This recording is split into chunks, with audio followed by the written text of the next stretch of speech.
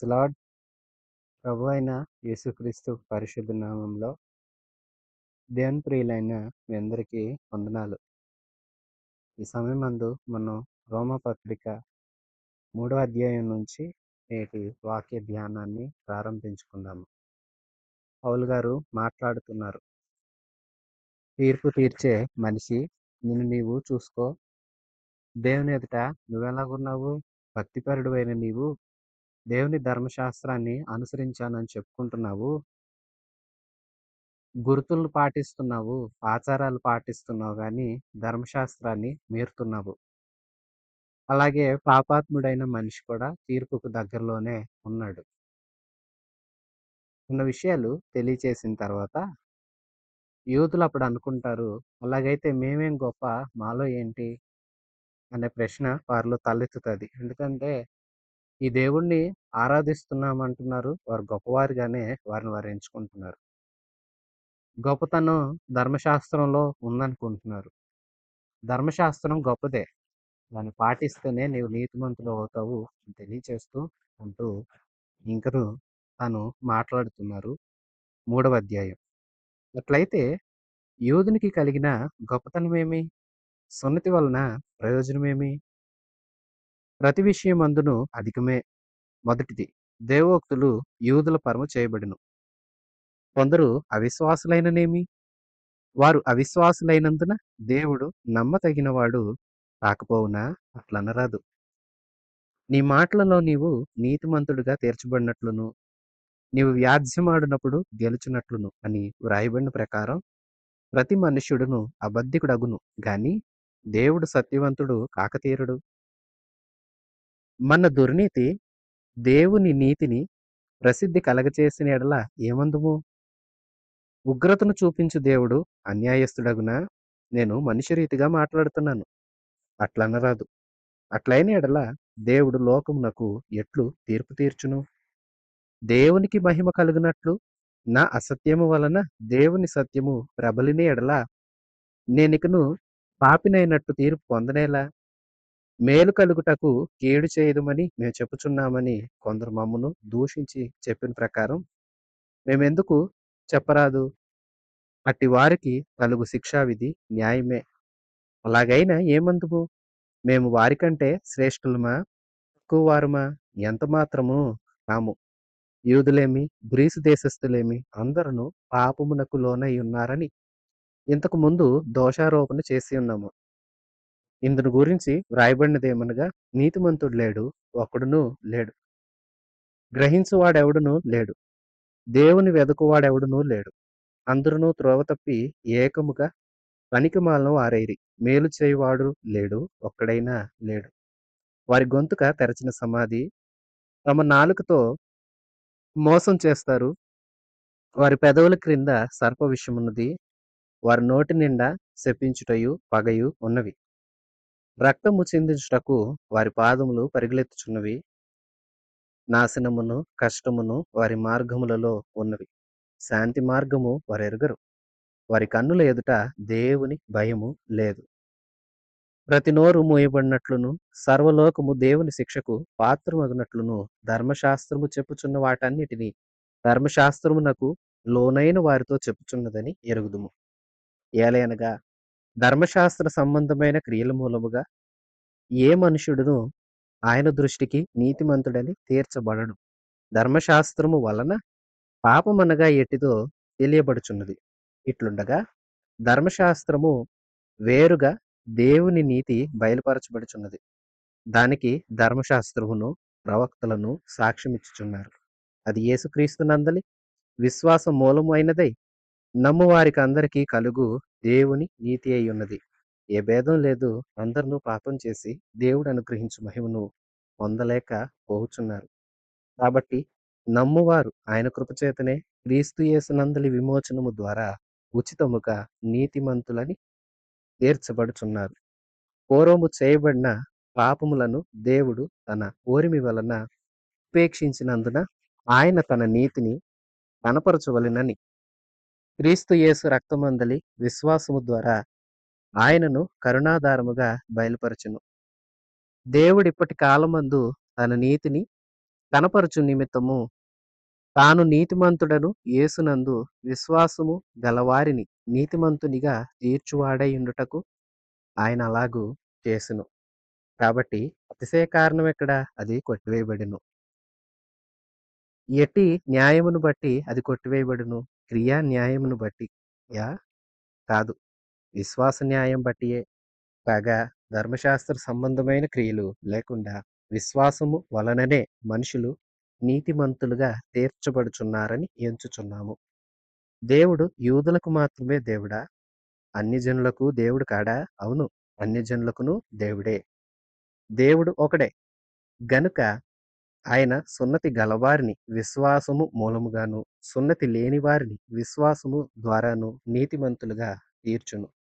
విశ్వాసము ద్వారా ధర్మశాస్త్రము నిరర్ధకము చేయుచున్నామా? అట్లనరాదు. ధర్మశాస్త్రమును స్థిరపరుస్తున్నాం. పౌలు గారు మాట్లాడుతున్నారు, చక్కగా వివరిస్తూ ఉన్నారు. ఆయన ముందుటి అధ్యాయంలో మనం చూసాము, తన మాట స్పష్టంగా ఉంది. ధర్మశాస్త్రాన్ని పేరు చెప్పుకుంటున్నారు, అక్షరార్థమైన సున్నతి మాత్రం శరీరమందు పొందుతున్నారు. హృదయమందు యూదుడైన వాడే నిజమైన యూదుడు. హృదయమందు పొందబడిన సున్నతే నిజమైన సున్నతి. కేవలము నిబంధనకు గుర్తును పొంది నిబంధన మీరితే ఎట్లా? ఒక ఆచారాన్ని మాత్రం పాటించి దానిలో ఉన్న అర్థాన్ని వదిలేయటం వలన ప్రయోజనం ఏంటి? ఇలాగంతా మాట్లాడుతూ వస్తే అప్పుడు యూదులు అడుగుతారు, అట్లయితే యూదునికి కలిగిన గొప్పతనం ఏంటి? సున్నతి వలన ప్రయోజనం ఏంటి అంటారా? నిజమే కదా. పౌలు గారు ఈ మాటలు మాట్లాడుతుంటే యూదులు ఇలాగే ప్రశ్నిస్తారు. ఏమనంటే, మరి మాకేం గొప్పతనం లేదంటావా? అట్లయితే సున్నతి ఎందుకు పొందాలి? వాస్తవానికి సున్నతి దేవుడు నియమించిన నిబంధన. అబ్రహాముతో ప్రభు చేశారు నిబంధన. ఆ నిబంధనకు గుర్తే సున్నతి. ఆ సున్నతే దేవుని నిబంధన కాదు, నిబంధనకు గుర్తు. కాలక్రమేణా ఏం చేశారంటే గుర్తు ఉండింది, నిబంధన భంగం అయిపోతుంది. దేవుడు వారితో నిబంధన చేశాడు, వారు కూడా దేవునితో నిబంధన చేశారు. మేము దేవుణ్ణి సేవిస్తాము అంటూ ఆ దేవుణ్ణి అంటుపెట్టుకుని తరతరాలు ఉండాలి. ప్రభువు విశ్వసనీయుడు. తరతరాలను దీవిస్తానన్న దేవుడు దీవించడానికి సిద్ధంగా ఉన్నాడు. అయితే దేవుడు ప్రతి తరాన బోధించిన విషయం ఏంటంటే, మీ ముందున్న పితరులు ఎలాగైతే దేవుణ్ణి అంటిపెట్టుకుని ఉన్నారో అలాగ అంటిపెట్టుకుని ఉంటేనే దీవెన. దావీదుతో కూడా దేవుడు అదే మాట్లాడతారు. దావీదు, నేను నిన్ను దీవిస్తాను. నీ కొడుకైన సొలొమోనుకి నేను తండ్రిగా ఉంటాను. ఇతడు గనక పాపం చేసి తప్పిపోతే నేను అతన్ని సాధారణంగా ఒక తండ్రిలాగా దండిస్తాను, మందలిస్తాను. మారితే స్థిరంగా ఉంటాడు. అతని సింహాసనం అలా అలా నిలుస్తుంది. మారకపోతే ప్రభు ఏం చేయగలడు? నిబంధన ప్రభువు కాపాడడానికే కదా చూస్తాడు. అప్పుడు దేవుడు ఈ మాటలు చెప్పగా దావీదు కూడా సొలొమోనుతో చెప్పాడు, అయ్యా, నాకు దేవుడు ఇట్లా ప్రమాణం చేశాడు, తరతరాలకు నా సింహాసనాన్ని స్థిరపరుస్తానన్నాడు. అయితే నాకు ఆయన చెప్పాడు, ఆ తర్వాత వచ్చే తరాలు కూడా ఆయన్ని వెంబడించాలి. ఆ నమ్మకత్వం మనిషి కోల్పోయి కేవలం మాకు నిబంధన ఉంది, మాకు నిబంధన ఉంది, మాకు ప్రభు వాగ్దానం చేశాడంటే ఎట్లా? ఈవేళ మేము సున్నతి పొందుతాము అంటే సున్నతి అక్షరార్థంగా ఉండిపోయి హృదయం దేవునికి దూరం అయిపోతే, యూదులంటే దేవుని పిల్లలు కదా, దేవుని పిల్లలు అనే గుర్తు శరీరంలో ఉండి హృదయంలో లేకపోతే ఎట్లా? మేము దేవుని పిల్లలమని ఆచారంగా శరీరమందు పాటించి, హృదయాలు ప్రభువుకు దూరంగా ఉంచి, లోకస్తుల్ని ఇష్టపడి, లోకపు ఆచారాల్లో ఉండి, పేరుకు మాత్రం నేను దేవుని బిడ్డననే విధానంలో ఉంటే ఎలాగా? దానివలన ఏం ప్రయోజనం? ఏం ప్రయోజనం కాదు కదా. మీరు ఆలోచించండి. మీరు ఏం గొప్పతనం ఉంది అట్లా అనుకోవద్దు. ప్రతి విషయమందును యూదులదే మొదటి స్థానం. ఎందుకంటే మొదట దేవోక్తులు, దేవుని మాటలు వారి పరమే చేయబడ్డాయి. యూదులకే అప్పగించబడ్డాయి. కొందరు అవిశ్వాసులయ్యారు. అయితే ఏంటి? అది అవిశ్వాసులకు సంబంధించింది. దేవుడు నమ్మతగిన వాడు కాదంటారా? అలా అనరాదు. దేవుడు ఎప్పటికీ నమ్మకస్తుడే. దేవుడు చేస్తానన్న దేవుడు చేస్తాడు. అంతేగాని దేవుడు గొప్పవాడు అనిపించుకోవడానికి మనం చెడ్డవారు. ఇప్పుడు కొందరుంటారండి, ఎదుటివారిని మెప్పించాలని తాను గొప్పవాడిని అని చెప్పుకోవడానికి ఎదుటి వాళ్ళని తక్కువ చేసి మాట్లాడుతా ఉంటారు. అలాగ మీరు చేస్తే మీకే నష్టం గదా! దేవుని నీతి ఏమన్నా పోతుందా? మీరు నీతిమంతులుగా ఉండాలి. ఈ అధ్యాయంలో పౌలు గారు చెప్పదలిచిన సంగతేంటంటే, శరీరానుసారంగానే సున్నతి పాటించినంత మాత్రాన మీకు గొప్పతనం, మెప్పు కలగటం లేదు. మీరు ధర్మశాస్త్రం అని ఏ ధర్మశాస్త్రం అయితే చెప్తున్నారో, ఏ ధర్మశాస్త్రం అయితే గొప్పదని చెప్తున్నారో, ఆ ధర్మశాస్త్రాన్ని మీరు ముందు మనసారా పాటించాలి. పాటిస్తూ ఆ ధర్మశాస్త్రాన్ని మీకు అనుగ్రహించిన ప్రభువైన యేసుక్రీస్తులోకి మీరు రావాలి. కేవలం మీరు పాటించే ఆ ధర్మశాస్త్రం ఎందుకంటే ఏ మనిషి సంపూర్ణంగా ధర్మశాస్త్రాన్ని పాటించలేడు. ఇలాగ మీరు చేయడం వల్ల దేవునికే మీరు దూరం అవుతున్నారు. మీరు దేవుని పేరు చెప్పుకుంటున్నారు గానీ, దేవుడు మిమ్మల్ని ఇష్టపడే క్రియలు మీలో ఉండటం లేదు. ఇది చెప్పడమే పౌలు గారి యొక్క ఉద్దేశ్యం. మీ క్రియల్లో భక్తి కనపడాలి. మీ యొక్క ప్రవర్తనలో భక్తి కనబడాలి. మీరు నీతిమంతులుగా ప్రభు వలన తీర్చబడాలి. మీరన్న ధర్మశాస్త్రం వలన కాదు. తీర్చువాడు ప్రభు, ధర్మశాస్త్రం కాదు. మీకు గొప్ప ధర్మశాస్త్రం ఉంది. అయితే ఆ గొప్పతనం మీలో కూడా కలగాలంటే మీరు ప్రభు దగ్గరికి రావాలి. ఎందుకంటే నేను తప్పు చేస్తేనే కదా దేవుడు గొప్పవాడు. నేను అయితేనే కదా సత్యం అంటే ఏంటో బయటపడుతుంది. నేను కీడు చేస్తేనే కదా మేలంటే ఏంటో తెలుస్తుంది. మనం చెడిపోయి పడిపోతేనే దేవుడు గొప్పతనం వస్తుందంటే అది మీరు ప్రత్యేకంగా చేయాల్సిన అవసరం లేదు.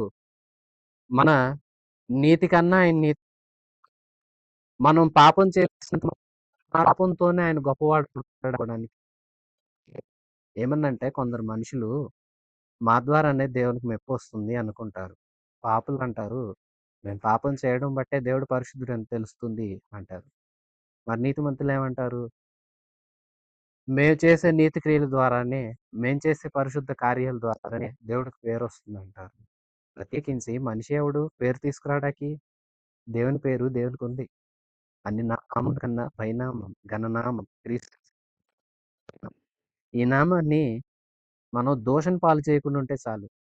ఆయన గొప్పతనం ఉంది, గౌరవం ఉంది, మహిమ గల నామం ఆయనది. ఆయన నీతి ప్రత్యేకమైంది. మన నీతి బట్టి ఆయన నీతిమంతుడు కాదు. మన పాపాన్ని బట్టి ఆయన నీతిమంతుడయిపోలేదు. అంటే పాపులేమంటున్నారు? మేము తప్పు చేయడం వల్లే ఆయన గొప్పగా కనిపిస్తున్నాడు. నీతిమంతుల వాదన ఎట్లా ఉంటుంది? మా నీతి వల్లే నీతిమంతుడుగా ఉన్నాడు. నీ నీతి లేదా నీ ధర్మశాస్త్రపు క్రియలు దేవుని నీతి కన్నా గొప్పవి కాదు. దేవుని నీతి ఉన్నతమైనది. దైవ నీతి అది. ఆ నీతి నువ్వు తెచ్చుకోవాలి. నువ్వేవో పనులు చేసి నేను నీతిమంతుడిని అనుకోవడానికి వీల్లేదు. పాపాన్ని నువ్వు మూటగట్టుకోవాలి.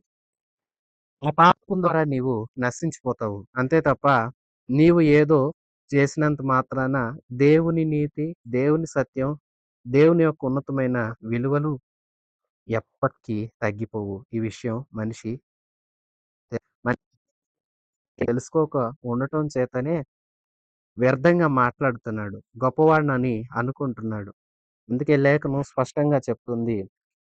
అసలు నీతిమంతుడు లేడు. ఒకడు కూడా లేడు. గ్రహించేవాడు లేడు. దేవుణ్ణి వెదికేవాడు లేడు. అందరూ త్రోవ తప్పిపోయారు. పనికిమాలిన వారైపోయారు. ఏమి ఉపయోగం వారు లేరు. మేలు చేసేవాడు లేడు. ఒకడు కూడా లేడు. మనుషులు ఎలాగున్నారంటే వారి గొంతుక తెరచిన సమాధి. తమ నాలుకతో మోసం చేస్తారు. చూసారా? గొంతుక తెరచిన సమాధిలాగా ఉంది మనిషి మాట. నాలుకతో మోసం చేస్తున్నారు. ఎప్పుడు ఎదుటివారిని మోసం చేస్తారు. తమను తాము మోసం చేసుకుంటారు. ప్రభు ఎదుట నీతిమంతులు అని చెప్పుకుంటుంటారు. వారి నాలుక పెదవుల క్రిందంట సర్ప విషం ఉందంట. మనిషి సర్పంలాగా ఉన్నాడు. విషాన్ని వెదజమ్ముతున్నాడు. వారి నోటి నిండా శపించడం ఉంది, పగ ఉంది. నిజం. మనిషి నేను నీతిమంతుడిని అంటాడు గాని, మనిషి తత్వం ఎట్లా ఉంటుందంటే దీవించే మనస్తత్వం ఉండదు. శపిస్తూ ఉంటారు. ఎప్పుడు పగ. తీర్మానాలు, శపథాలు చేసేస్తారు. కొందరిని వింటూ ఉంటే కొన్ని సందర్భాల్లో కోపమొస్తది. కొన్ని సందర్భాల్లో జాలేస్తది. ఏమనంటే వాళ్ళలా చేశారు. వాళ్ళతో అసలు మా జీవితంలో మాట్లాడం. వాళ్ళసలు మా జీవితంలో చూడం. ఇలాంటి మాటలు మాట్లాడతారు. నాకైతే చాలా కోపమొస్తది. అలాంటి వాళ్ళ మాటలు వింటే. ఎందుకంటే, మరలా ఈ వీళ్ళు గొప్పగా దేవుడిని ఆరాధించే భక్తులు అని చెప్పుకుంటారు. అందుకు కోపమొస్తది నాకు. దేవుడు ప్రభువైన క్రీస్తు తాను సిలువలో వ్రేలాడుతున్నప్పుడు కూడా ఆయనను గాయపరిచిన వారిని, హింసించిన వారిని, ప్రభూ వీరందరూ తండ్రి ఎరగక చేశారు నాయనా. నా తండ్రి వీరందరిని క్షమించు అని ప్రార్థించిన ప్రభువెక్కడ? ఆ ప్రభు పేరు అడ్డం చెప్పుకొని అనకూడదు గానీ, వ్యర్థమైన పనులు చేసేవారు. ఇక్కడే ఉంది కదా లేఖనంలో పనికిమాలినోళ్ళయిపోయారని. నేనేమంటున్నాను? అక్కడున్నదే చెప్తున్నాను. ఇలాగయిపోయారు. నోటి నిండా శాపాలే. దీవించే వచనాలు లేవు. ఎప్పుడు తగ్గించే మనస్తత్వం, ఎదుటివారిని తృణీకరించే మనస్తత్వం, ఎప్పుడు ఒకరిని గొప్పగా మాట్లాడనే మాట్లాడరు కొందరున్నారండి. విమర్శ, పగ, ప్రతీకారాలు. ఈవేళ సంఘంలో కూడా ఇవి ఎక్కువైపోయాయి. సహోదరుల మధ్య ఉండవలసిన ఆత్మీయ ప్రేమ లేదు. రక్తం చిందించడానికి వారి పాదాలు పరిగెడుతున్నాయి. మార్గాల్లో ఉన్నాయి. మనిషి నీతిమంతుడు కాలేడు. గొప్ప ధర్మశాస్త్రం ఉంటే ఏం లాభం? ధర్మశాస్త్రాన్ని హృదయంలో ఉంచుకోవట్లేదు. ధర్మశాస్త్రాన్ని పాటించట్ల. యూదుడా, నీకు ఆధిక్యం లేదనుకున్నావా? మొదట అన్నీ నీకే కదా ఇయ్యబడింది. నీవే కాదనుకున్నావు కదా! ఓ మనిషి, యూదుడు కాదనుకున్నవన్నీ నీకు నీవెందుకు ఇట్లాగున్నావు? ఇదే పౌలు ప్రశ్నించుకునే దిశగా మనిషిని ఈ పత్రిక ద్వారా నడిపిస్తున్నాడు. నీవు నేను అలాగ నడిపించబడాలి. ఏమైపోతున్నాం మనం? ఎటు సాగుతున్నాం? యూదులేమో లేదా దేవుడిని ఎరిగిన ప్రజలు అంటే ప్రభువుని ఆరాధించే భక్తులేమో మేము భక్తులు అని చెప్పుకుంటూ ఇదిగో ధర్మశాస్త్ర వ్యతిరేకమైన క్రియలు చేస్తున్నారు. ఇక దేవుణ్ణి ఎరగని వారి సంగతి కొత్తగా చెప్పేదేముంది? వారి నాశనంలో వారున్నారు. వారి మార్గం అంధకారమయమైపోయింది. వారు ఇంకా లోకపు చీకట్లో ఉన్నారు. పాపంలో ఉన్నారు. వారిని వెలిగించి పాపంలో నుంచి, చీకట్లో నుంచి ప్రభువులోనికి తీసుకొచ్చి పరిశుద్ధులుగా మార్చడానికి అవకాశంగా ఉండాలని ప్రభు పిలుచుకున్న దేవుని బిడ్డలు దేవునిలోకొచ్చేసరికి అతిశయం వచ్చేసి మేము నీతిమంతులం. మేము యేసు రక్తం చేత కడగబడ్డాం. ఇప్పుడంటే నేను యేసు రక్తం అని మాట్లాడుతున్నాను. పాత నిబంధన భక్తులు మాకు ధర్మశాస్త్రం ఉంది. మేము సున్నతి పొందాం. సున్నతి పొందాం. మేము యూదులం. మేము గొప్పవారం. ఆనాటి యూదులు. అలాగే దేవుణ్ణి ఎరిగిన ప్రజలు ఇలాగ అతిశయంతో ఉంటున్నారు. అలాగని వాక్యానుసారమైన జీవితం ఉంటుందా అంటే అది లేదు. నీతిమంతుడు లేడు. ఒక్కడు లేడు. నీతి క్రియలు చేసేవాడు లేడు. మేలు చేయడానికి ఉండేవాడు లేడు. ప్రభువుని వెతికేవాడు లేడు. నాశనాన్ని వెతుక్కుంటున్నారు. ఒకరు మోసం చేసుకుంటూ. ఇప్పుడు మరలా చెప్పనా? ఆ లోకపు చీకట్లో ఉన్న వారిని, ఆ చీకట్లో నుండి దేవుని సన్నిధిలోనికి తీసుకురావాల్సిన మనం కూడా అదే చీకట్లో బ్రతుకుతున్నామంట. ఎందుకో తెలుసా? ప్రభు యొక్క విలువలు మనలో ప్రత్యక్షం కావట్ల. మారు మనస్సుకు తగిన ఫలాలు ఫలించండని యోహాను బాప్తిస్మ ఇచ్చేటప్పుడు అందరికీ చెప్పాడు. మరి అక్కడ ఉన్నాయా? మనసు మారిన గుర్తులు ఉంటున్నాయా? లేదు కదా! ఇలాగూ నాశనానికి పరిగెడుతున్నారు. శాంతి మార్గం వారికి తెలీదు. వారి కన్నుల ఎదుట దేవుని భయం లేదు. ఎందుకో తెలుసా ఇవన్నీ జరుగుతున్నాయి? కళ్ళ ఎదుట దేవుని భయం లేదు. కన్నుల ఎదుట దేవుని భయం కలవాడు ప్రతి సమయమందు మాట విషయంలో భయపడతాడు. చూపు విషయంలో భయపడతాడు. ఆలోచన విషయంలో భయపడతాడు. ఇంట్లో మనుషులకి దూరంగా ఉన్నాను, దూర ప్రాంతంలో ఉన్నాను అనుకోడు ఒక యువకుడు. నేనెంత దూరానున్నా నా ప్రభువు నన్ను చూస్తున్నాడనే భయముంటుంది. లేదంటే నా భర్త చూడట్లా, నా భార్య చూడట్లా, నా బిడ్డలు చూడట్లా, నా తల్లిదండ్రులు చూడట్లా, పర్లేదు అనుకునే స్థితిలో మనిషి ఎందుకుంటున్నాడంటే దేవుని భయం లేదు.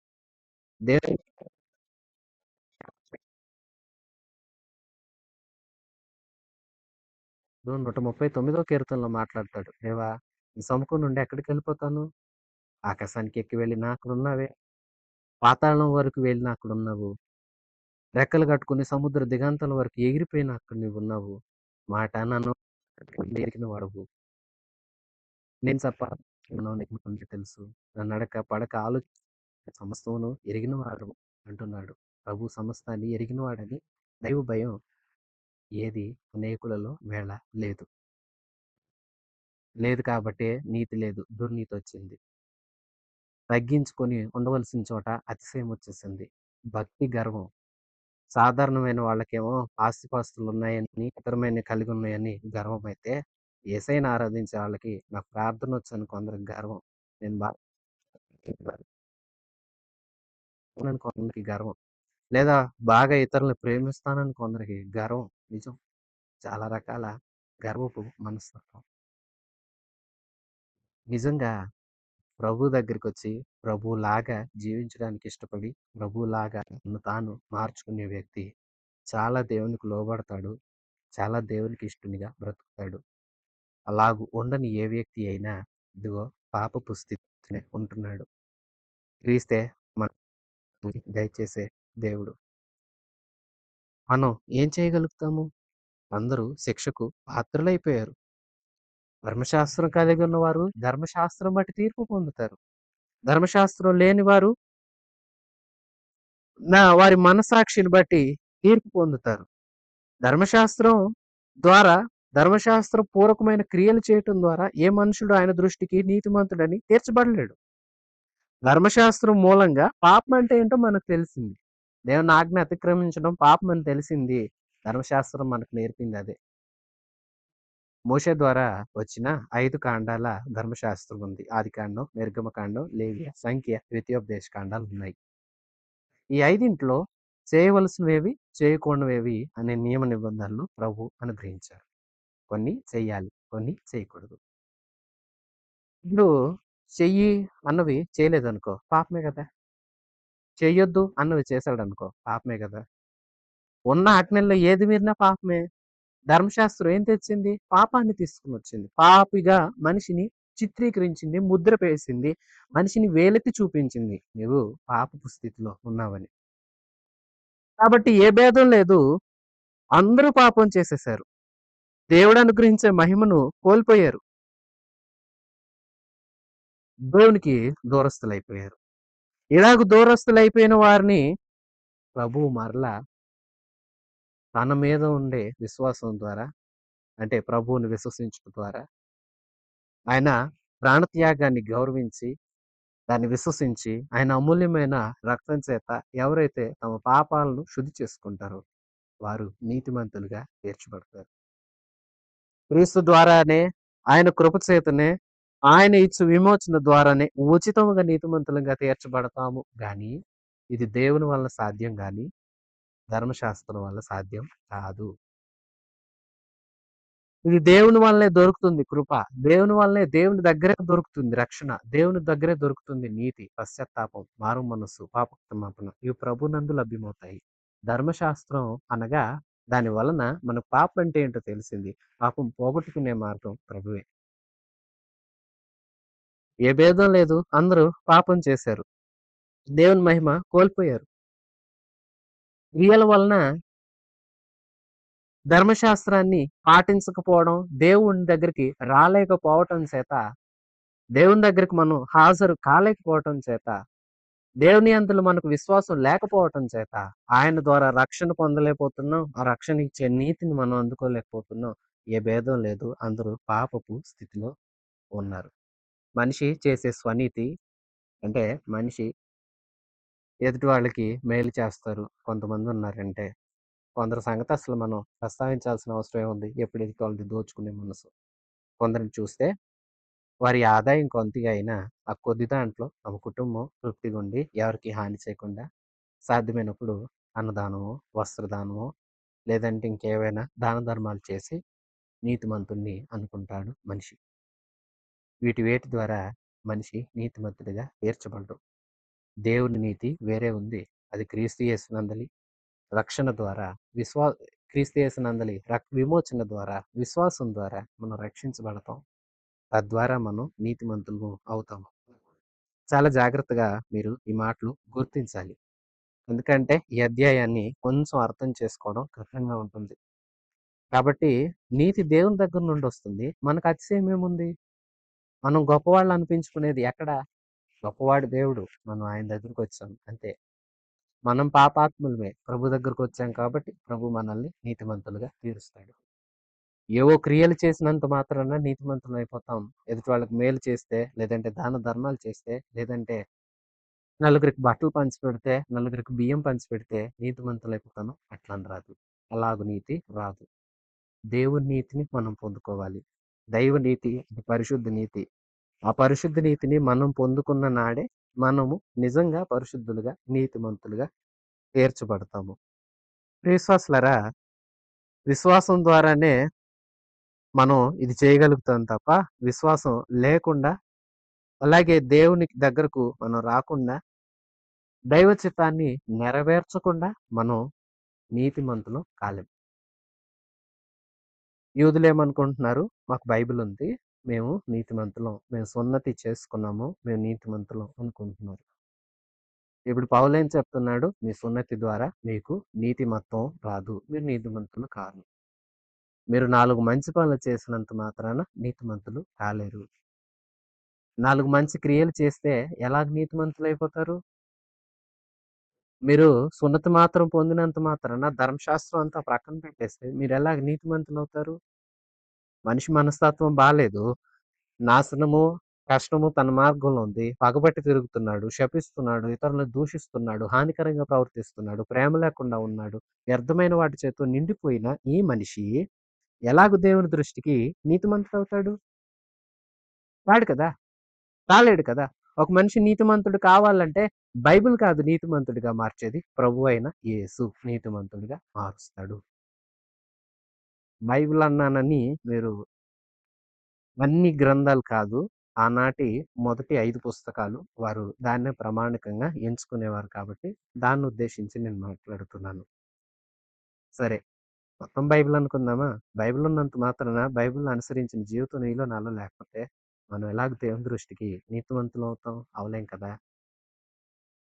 ఇప్పుడు మేము యూతులం, మేము గొప్పోళ్ళం, మాకు బైబిల్ ఉంది అంటున్నారా? మేము సున్నతి పొందాం అంటున్నారా? అయితే అందరూ రండి.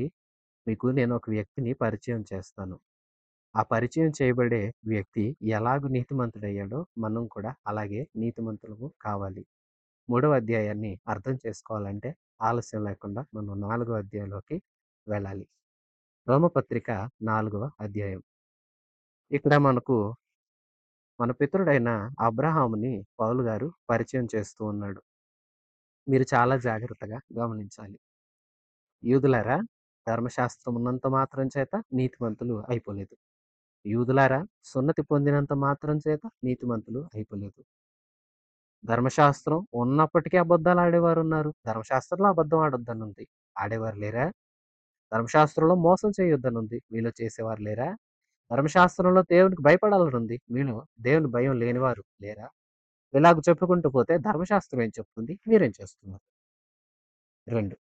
యూదులైన వారలారా, సున్నతి అని చెప్పుకుంటున్నారా? కేవలం శరీరంలో సున్నతి పొంది వ్యర్థమైన వేషాలు వేస్తూ పాపం చేస్తే దేవుని పిల్లలైపోతారా? 2 ప్రశ్నలు. బైబిల్ ఉంటే అంటే ధర్మశాస్త్రం 5 కాండాల పంచకాండాల కూడిన ధర్మశాస్త్రం మీ చేతిలో ఉంటే మీరు గొప్పవారు అయిపోతారా? రెండోది, వ్యర్థమైన జీవితాన్ని, పాపాన్ని చేస్తూ సున్నతి పొందినంత మాత్రం చేత మీరు నీతిమంతులైపోతారా? నేటి క్రైస్తవులారా, మీరు కూడా ఆలోచించండి. బైబిల్ గ్రంథం చేతిలో ఉన్నంత మాత్రాన పరిశుద్ధులా? లేదంటే ఒక సేవకుని దగ్గరకు వెళ్ళి నీటి బాప్తిస్మం కేవలం సేవకుడు ముంచి, నీళ్ళలో ముంచి లేపినంత మాత్రం చేత నీతిమంతులైపోతారా? ఈ 2 ప్రశ్నల్ని మనసులో పెట్టుకొని 4వ అధ్యాయాన్ని ఇప్పుడు మీరు అర్థం చేసుకోవాలి. దీని ద్వారానే 3వ అధ్యాయంలో పౌలు ఏం చెప్తున్నాడో, మొదటి 2 అధ్యాయాల్లో ఏం చెప్తున్నాడో కూడా ఒక అంత అవగాహన వస్తుంది.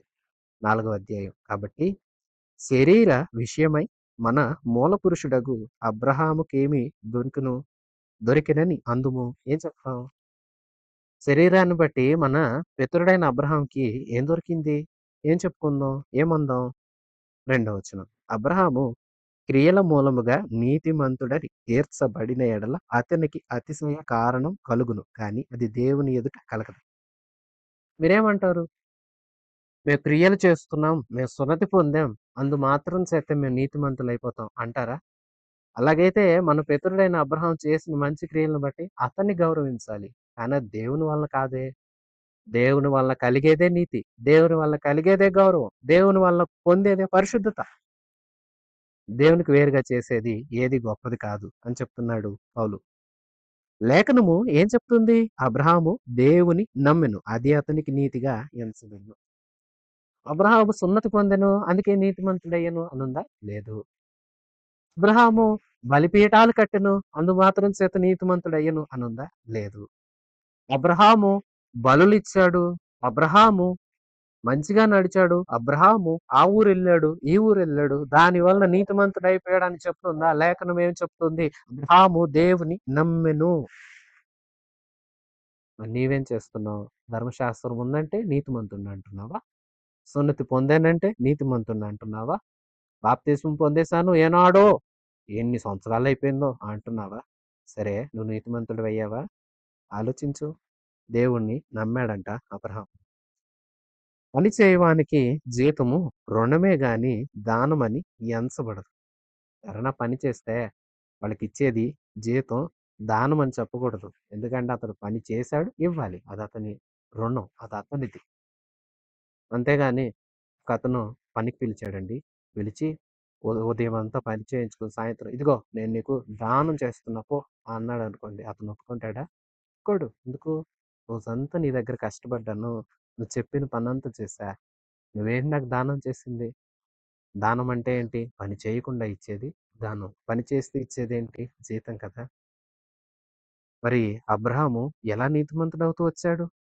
పని చేయక భక్తిహీనుని నీతిమంతునిగా తీర్చువాని యందు విశ్వాసముంచు వానికి వాని విశ్వాసము నీతిగా ఎంచబడుతుంది. కానీ ఏ క్రియలు చేయకుండా దేవుని దగ్గరకు రావటం ద్వారా దేవుడు ఒక వ్యక్తిని ఉచితంగా నీతిమంతునిగా తీర్చడమే గొప్ప. ఆ ప్రకారమే క్రియలు లేకుండా దేవుడు ఎవరిని నీతిమంతుడిగా ఎంచునో ఆ మనుషుడు ధన్యుడని దావీదు కూడా చెప్తున్నాడు. ఎలాగనగా తన అతిక్రమములకు పరిహారము నొందినవాడు, తన పాపమునకు ప్రాయశ్చిత్తం నొందినవాడు ధన్యుడు. ప్రభువు చేత నిర్దోషి అని ఎంచబడినవాడు ధన్యుడు. ఈ ధన్యవచనము సున్నతి గలవారిని గూర్చి చెప్పబడినదా? సున్నతి లేని వారిని గూర్చి చెప్పబడినదా? అబ్రహాము యొక్క విశ్వాసం అతనికి నీతి అని ఎంచబడినని చెప్పుచున్నాం కదా. మంచిది. అది ఏ స్థితి యందు ఎంచబడింది? సున్నతి కలిగి ఉన్నప్పుడా? సున్నతి లేనప్పుడా? సున్నతి కలిగి ఉండినప్పుడు కాదు, సున్నతి లేనప్పుడే. పౌలు గారు రోమపత్రిక రాసిన విధానం ఇలాగే ఉంటుంది. ప్రశ్న వేస్తూ సమాధానం చెప్తాడు. ప్రశ్న జవాబు అన్నట్లుగా ఉంటుంది. ఇప్పుడు సూటిగా భలేగా అడుగుతున్నాడు. ఈ మాటలు భలే ఆశ్చర్యాన్ని అనిపిస్తాయి. మీరు కూడా శ్రద్ధ పెట్టండి. సరే, సున్నతి ఉంది అంటున్నారా? అబ్రహాము ఎప్పుడు నీతిమంతుడిగా అయ్యాడు? సున్నతి లేనప్పుడు అయ్యాడా? ఉన్నప్పుడు అయ్యాడా? అంటే అబ్రహాం దేన్ని బట్టి నీతిమంతుడయ్యాడు అంటాం? దేవుణ్ణి నమ్మెను, అందుకే నీతిమంతుడయ్యాడని చెప్పాం కదా. అంటే దేవుణ్ణి ఎప్పుడు నమ్మాడు? సున్నతి పొందాక నమ్మాడు, పొందక ముందు నమ్మాడా? పొందాకే, కాదు పొందక ముందు. పొందాక అని ఎప్పుడు చెప్తాం? అసలు అబ్రహాము అన్యుడిగా ఉన్నప్పుడు దేవుడు పిలిచి తనతో కూడా నడిపించి చివరికి అబ్రహాం, నీకు నాకు మధ్య ఒక గుర్తు, నీ ఇంట పుట్టే ఇక నీ తరతరాలు ఇది గుర్తుగా పాటించండి. ప్రతి పురుషుడు పుట్టిన 8వ దినాన సున్నతి చేయించబడాలి అని చెప్పారు. అబ్రహాము దేవునిలోకి వచ్చప్పుడే కొన్ని సంవత్సరాల నడక ప్రయాణం సాగింది. అంటే అబ్రహాము దేవుని దగ్గరికి వచ్చాడు, నమ్మాడు. నమ్మినప్పుడే ఆ నమ్మకాన్ని బట్టి దేవునిలోకి వచ్చాడు, దేవునిలో నిలిచాడు, నడిచాడు. ఆ నడకను బట్టి దేవుని ద్వారా నీతిమంతుడిగా తీర్చబడ్డాడు. నీతిమంతునిగా తీర్చబడి కొనసాగిస్తున్నప్పుడు దేవుడు సున్నతి చేయించాడు. అంతే తప్ప ఇతడు సున్నతి పొందిన పరిశుద్ధుడు, ఇతడు సున్నతి పొంది లేదా గొప్ప గొప్ప కార్యాలు చేసి ధర్మశాస్త్రాన్ని పాటించేస్తూ అతనే అలా కాదు. అబ్రహాము ఏ స్థితిలో ఎంచబడ్డాడు నీతిమంతుడిగా అంటే సున్నతి లేనప్పుడే. సున్నతి అనేది ఎప్పుడు వచ్చింది? ప్రభులోకి వచ్చిన తర్వాత, ప్రభు చెప్పిన తర్వాత పాటించాడు అబ్రహాం. సున్నతి లేకముందే ప్రభులోకి వచ్చాడు. అంటే రోమపత్రిక రాయటం వెనకాల ముఖ్య ఉద్దేశమే అది. ఆనాటి రోమాలో ఇలాంటి నానుడు పుట్టించారు. ఏమనంటే యోధ మతాన్ని స్వీకరించి పురుషులైన వారు సున్నతి పొందితేనే మీరు ఈ దేవుణ్ణి ఆరాధించాలి, లేదంటే ఆరాధించకూడదు. అలా చేస్తేనే మీకు రక్షణొస్తుంది. మీరు యేసుక్రీస్తు నామాన రక్షణ పొందాలంటే ఆయన్ను మీరిలాగ తెలుసుకోవాలి, ఆయన్నిలాగ విశ్వసించాలని నేర్పకుండా, మీరిలా మా మతంలోకి రావాలి, సున్నతి పొందాలి, అప్పుడే రక్షణ అని నేర్పించడం ప్రారంభించారు. అందుకే ఈ లేఖ రాస్తున్నాడు. సున్నతి వలన రాదు రక్షణ. ధర్మశాస్త్రం వలన రాదు రక్షణ. ప్రభు యేసుక్రీస్తు ద్వారానే వస్తుంది రక్షణ. అబ్రహాం జ్ఞాపకం చేసుకోనండి. ఈ అబ్రహాము ఎప్పుడొచ్చాడు? సున్నతి పొంది దేవునిలోకొచ్చాడా? దేవునిలోకొచ్చి దేవుడు ఒకనాడు చెప్తే గుర్తుగా ఉండాలని సున్నతి పొందాడా? అంటే దేవునిలోకొచ్చాడు. దేవుణ్ణి తెలుసుకున్నాడు. దేవుణ్ణి ఆరాధిస్తూ ఉన్నాడు. అలాగ తన యాత్ర కొనసాగిస్తూనే ఉన్నప్పుడు ఒక దినాన ప్రభువు చెప్పాడు, నీకు నాకు ఒక గుర్తు. మీరందరూ నా ప్రజలనటానికి ఒక గుర్తుగా శరీరమందు ఒక గుర్తుండాలి. అందుకోసం ఇది మీరు పాటించండని చెప్పాడు. అంతే తప్ప ముందే అది జరగలేదు. మీరు ఈ విషయాన్ని తెలుసుకోవాలి. మరియు సున్నతి లేని వారైనను నమ్మువారికందరికి అతడు తండ్రి అగుటకు వారికి నీతి ఆరోపించుటకై అతడు సున్నతి పొందక మునుపు తనకు కలిగిన విశ్వాసము వలనైన నీతికి ముద్రగా సున్నతి అను గుర్తు పొందింది. ఇదిగోండి నేను చెప్పా కదా, అదే వచనాన్ని పౌలు మాట్లాడుతున్నాడు. అతడు దేవుని నమ్మే వారందరికీ తండ్రి, విశ్వాసులందరికీ తండ్రి. యూదులకు అతని తండ్రే, యూదేతరులైన అన్యులకు తండ్రి. యూదులకు సున్నతిని బట్టి సున్నతి పొందిన వారందరికీ తండ్రి. అన్యులైన మనకు ఆయన ప్రభువు యొక్క స్వరం విని విశ్వసించిన విధానాన్ని బట్టి తండ్రి అయ్యాడు. అబ్రహాం విశ్వాసాన్ని గురించి ఎంతని మాట్లాడదామో. అతడు అన్యుడు, విగ్రహాలు తయారు చేసే కుటుంబంలోని సభ్యుడు. తండ్రి విగ్రహాలు తయారు చేసి అమ్ముకునే ఒక వ్యాపారి, తేరహు. అతని కుమారుడు, ఇతని పేరు అబ్రాము. ఇతన్ని ప్రభు పిలిచాడు, అబ్రామా లే, నీవు లేచి నేను చూపించు చోటికి వెళ్ళు. అక్కడ నేను నిన్ను దీవిస్తాను, నీ నామాన్ని గొప్ప చేస్తాను, నీ వలన భూమి మీద వంశాలన్నీ ఆశీర్వదించబడతాయి. ఇదే మాట అంతే. దానికి ఇదిగో ఇదే ఆధార్ కార్డు, ఇదే పాన్ కార్డు ఇవాళ ఉన్నాయిగా మనకి. అలాగేమన్నా చూపించాడా ప్రభు? ఏం చూపించలే. ఒక్క మాట. ఆ మాట బలంగా నమ్మాడు అబ్రహాం. ఇక అంతే. ప్రభు చెప్పినట్లుగా లేచాడు. ప్రభువా, నువ్వు ఎక్కడికి వెళ్ళాలి అంటున్నావో అది నాకు తెలియచేయి, ప్రాంతానికి వెళ్ళిపోతా అని బయలుదేరాడు, వెళ్ళాడు. అందుకు కదా ఇతడు తండ్రిగా, విశ్వాసులందరికీ తండ్రిగా మారాడు. ఇతడు అందుకే కదా, ఆ నమ్మకత్వాన్ని బట్టే కదా నీతిమంతుడని ఎంచబడ్డాడు. ఏ స్థితినందు ఎంచబడ్డాడు? వచ్చి గొప్పవాడిగా మారిపోయి ఏదో ముందే చేసేసి తనలో గొప్ప గొప్ప గొప్ప గొప్ప క్రియలు కార్యాలు ఉన్నందు చేత, అతడు యూదుడైనందు చేత, గొప్ప ప్రవీణుడైనందు చేత ప్రభు పిలిచాడా? కాదు. ప్రభు అతన్ని పిలిచిన తర్వాతే అతడు గొప్పవాడయ్యాడు. కానీ అతను పిలుపుకు లోబడ్డాడే, అదే అతనికి ప్రభు మీద ఉన్న నమ్మకమే నీతిగా ఎంచబడింది, అతన్ని నీతిమంతునిగా మార్చింది. నీ క్రియ నీతిమంతునిగా మార్చదు, నీ సున్నతి నిన్ను నీతిమంతునిగా మార్చదు. నీవు ప్రభువులోకి వచ్చి ఆయన్ని నమ్మితే నీ నమ్మికే నీకు నీతిని దొరికిస్తుంది. నీ నమ్మికే, ప్రభువు మీద నువ్వు ఉంచిన విశ్వాసమే నీకు ఆయనలో రక్షణ కలిగించి, నీవు పొందుకున్న ఆ రక్షణే నీ పాపాల నుండి నిన్ను శుద్ధి చేసి నేను నీతిమంతునిగా ప్రభు ఎదుట నిలబెడుతుంది. అబ్రహాము అలాగే నమ్మాడు. అబ్రహాము అలాగే దేవుని దగ్గరకు వచ్చాడు. 13వ వచనం, ఇతడు లోకమునకు వారసుడగుటకు వాగ్దానము అబ్రహామునకైనను అతని సంతానమునకైనను ధర్మశాస్త్రం మూలంగా కలగలేదు గాని విశ్వాసము వలనైన నీతి మూలంగానే కలిగింది. ఇతడు లోకానికి, అలాగే అతని సంతానానికి వాగ్దానం ఎలా తెచ్చాడు? ధర్మశాస్త్రాన్ని బట్టి తెచ్చాడా? అబ్రహాం కాలంలో ధర్మశాస్త్రం లేదే. మరి దేని వల్ల అంటే దేవుని యందల అతనుకున్న విశ్వాసం. ఆ విశ్వాసమే అతన్ని నీతిమంతునిగా మార్చింది. విశ్వసించిన ఇతన్ని దేవుడు నీతిమంతుడిగా ఎంచి దేవుడు వాగ్దానం చేశాడు, ఇస్సాకునిచ్చాడు. విశ్వాసులారా, మన సంగతి ఏంటి? దేవుని మీద ఇలాంటి విశ్వాసం మనకుందా? అబ్రహాం విశ్వాసం చాలా గొప్పది. ఆధారాలు, రుజువులు ఏవేవో అడగలేదు అబ్రహాం. నన్ను పిలిచాడు, నా పేరు పెట్టి ఒక స్వరం నన్ను పిలిచింది, అది నిజంగా దైవ స్వరం. ఓ నమ్మకం ఉంది చూడండి. ఆ దైవ స్వరం పిలిచిన వెంటనే ఒక ఊరు తీసుకొని వెళ్ళి, ఒక ప్రాంతం చూపించి, ఆ ప్రాంతంలో అలా కూర్చోబెట్టి, "నీవిక్కడ కూర్చో. నీకు ఇల్లిస్తాను, పొలాలిస్తాను, అన్నీ ఇచ్చేస్తానని" మన చుట్టూ అన్నీ రాత్రికి రాత్రి సృష్టించేసాడా అంటే దేవుడు లేదు. మనకు ఇస్తానన్న సంతానాన్ని దేవుడు 25 సంవత్సరాలకిచ్చాడు. అంటే 25 సంవత్సరాల సుదీర్ఘ ప్రయాణం దాకా ప్రభువులో కలిగాడు. నమ్మకత్వాన్ని ఏనాడు విడిచిపోలేదు. ఇదే అధ్యాయంలో మనం చదువుకుంటూ వెళ్తే అతడు ఒకటే ఆలోచించాడు. ఏమని అంటాడంటే, "నేను ముసలివాడినయిపోయాను. నా భార్య యొక్క శరీరం కూడా మృతతుల్యమైపోయినట్లుగా" అలాగా ఆలోచించుకున్నాడు గాని, దేవుని వాగ్దానాన్ని ఏ రోజు సందేహించలేదు. దేవుడు వాగ్దానాన్ని చేసింది నెరవేరుస్తాడు. సమర్థుడు అని రూఢిగా ఆయనే విశ్వసించాడు. దేవుని వాగ్దానం గొప్పదని విశ్వసించాడు. మనం 4 అధ్యాయం 19 వచనం ఒకసారి చదువుదాము.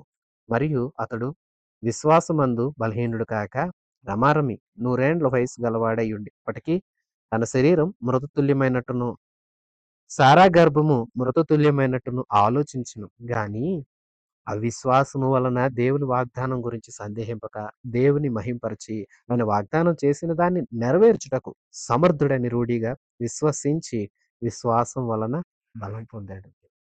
చూసారా? నన్ను పిలిచిన ప్రభు గొప్పవాడు. నేను ముసలాడిని. నా భార్య యొక్క శరీరం కూడా అలాగే ఉంది. తాను ముసలిదే. మా శరీరాలు చూస్తే మేమేమాత్రం శక్తివంతులం కాం. కానీ నాకో నమ్మకం ఉంది. నన్ను పిలిచిన దేవుడు నమ్మకస్తుడు. బలమైన విశ్వాసం ఉంది చూడండి. అది కదా అతన్ని నీతిమంతునిగా మార్చింది. ఆరంభంలో కూడా అదే విశ్వాసం.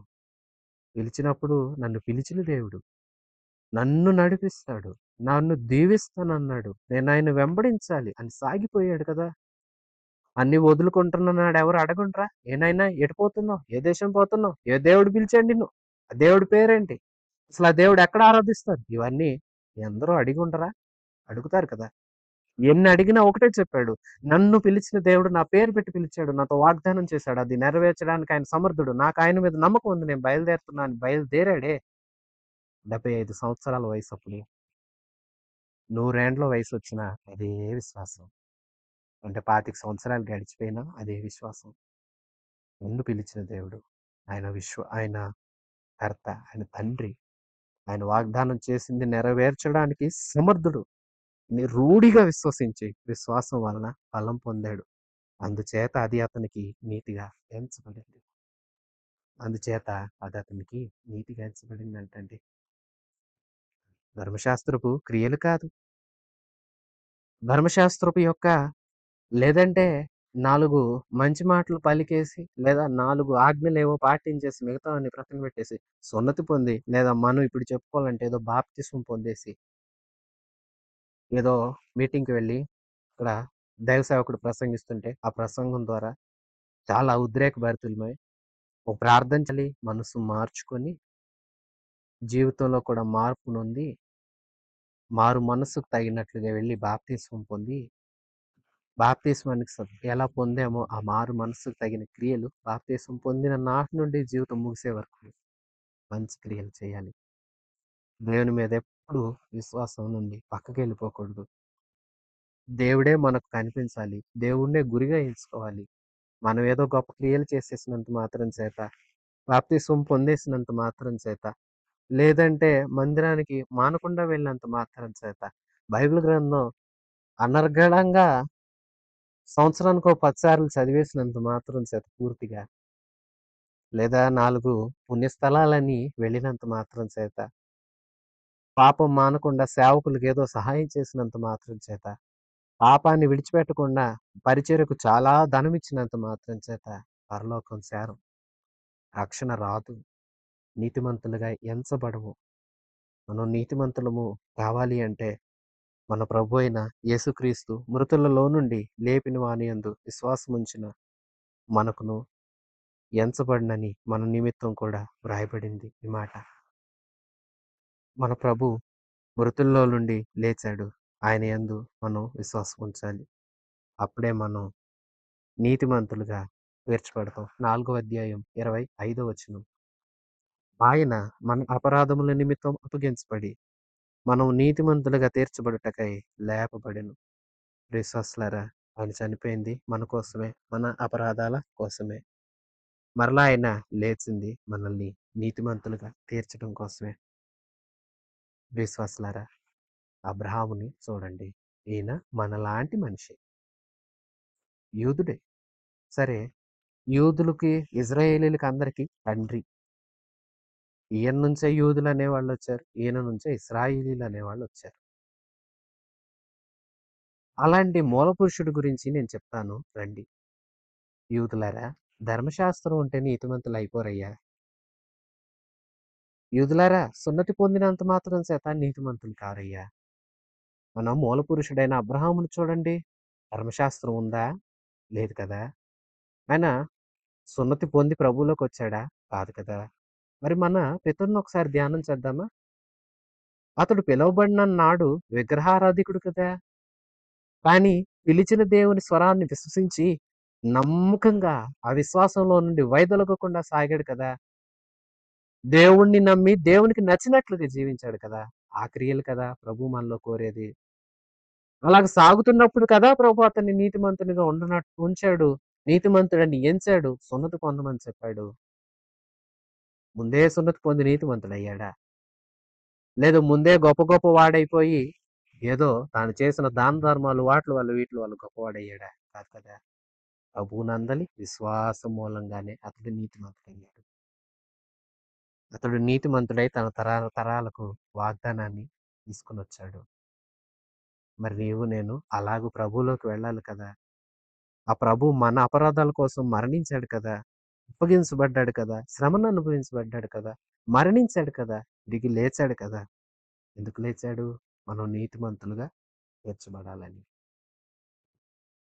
ఈ యేసుని చూడండి. ఈ యేసునే వెంబడించిన అబ్రహామును చూడండి. అంతే తప్ప మీరు చెప్పే మీ ధర్మశాస్త్రం, మీరు అంటున్న ఆ ధర్మశాస్త్రం పాపం అనేది ఎలాంటిదో చూపిస్తుంది కానీ నీతి మీకు ఇవ్వదు. మీకు నీతి కావాలంటే మన అబ్రహాము గారు వెంబడించిన ప్రభు అయిన యేసు దగ్గరికి రండి. ఈ యేసే మనల్ని నీతిమంతులుగా మారుస్తాడు. ఈ యేసే మనల్ని నీతిమంతులుగా ఎంచుతాడు. ఈ యేసే మనల్ని వాగ్దానాలకు వారసులుగా మారుస్తాడు. ఆయన వాగ్దానాలకు మనం వారసులం అవుతాం. ఆయన నీతిని మనం పొందుకుంటాం. అది ఎలా సాధ్యమంటే ఆయన్ను మనం విశ్వసించి రక్షణ పొందాలి. రక్షింపబడిన వారిని ఆయన తన రక్తం చేత శుద్ధి చేసి నీతిమంతులుగా తీరుస్తాడు. మరి ఈవేళ ఎట్టి క్రియలు నీలో ఉన్నాయి? నీ క్రియలను బట్టి గొప్పవాడిని, నీతిమంతుడిని అనుకోకు. బాప్తిస్మం పొందాను, గొప్పవాడిని, నీతిమంతుడిని అనుకోకు. నీ బాప్తిస్మం ఎటిది? విశ్వాసంతో తీసుకున్నదా? లేదా ఏదో ఆచారం కోసం తీసుకున్నావా? నీ క్రియలు ఎలాంటివి? దేవుని పోలి క్రియలు చేస్తున్నావా? లేదంటే మనుషులు చూసేటట్లుగా, మనుషుల ముందు ఒకలాగా, వెనకాల ఒకలాగా ఉన్నావా? దేవుడు నిన్ను చూస్తూ ఉన్నాడు. నీ క్రియలు ప్రభువుని పోలి ఉన్నవా? నీ బాప్తిస్మం నీవు పొందింది నీ హృదయపూర్వకంగా మార్పునంది ప్రభువుని ఇష్టపడి స్వీకరించిందేనా? అలాగైతే నీవు ప్రభువునందు విశ్వాసం ఉంచి కుడి ఎడమలకి సడలిపోకుండా ముందుకే సాగుతున్నావా? వెనక లోకాన్ని మరలా చూస్తున్నావా? ఆనాటి యూదులు ఈ విషయాలు తెలుసుకోక వాదాల యందు వ్యర్థులైపోయారు. నీవెలాగున్నావు? అబ్రహాము ఏ వాదన ఎవరితో పెట్టుకోలేదు కానీ పిలిచిన దేవుడినే చూస్తూ ముందుకు సాగాడు. మనం కూడా మనల్ని పిలిచిన మన ప్రభు అయిన యేసుని, మన పాపాలు అపరాధాల కోసం మనకై బలి అయిన యేసునే చూస్తూ, మనకై మృత్యుంజయుడిగా తిరిగి లేచి త్వరలో మనందరినీ కొనిపోవ రానయ్యున్న మన ప్రభు వైపే చూస్తూ ముందుకు సాగుదాము. ఆయన మనల్ని నీతిమంతులుగా తీర్చి తన రాజ్యాన్ని ఇవ్వటానికి ఇష్టపడుతున్నాడు. ప్రభు రాజ్యంలో మనందరికీ చోటు దొరుకున్నట్లుగా ప్రభువే మనందరికీ కృప చూపును గాక. ఆమేన్. మన ప్రభు అయిన యేసయ్య కృప, తండ్రి అయిన దేవుని పరమ ప్రేమ, పరిశుద్ధాత్మ దేవుని సన్నిధి సహవాసం మనందరికీ సదాకాలం తోడయుండి నడిపించును గాక. ఆమేన్. God bless you.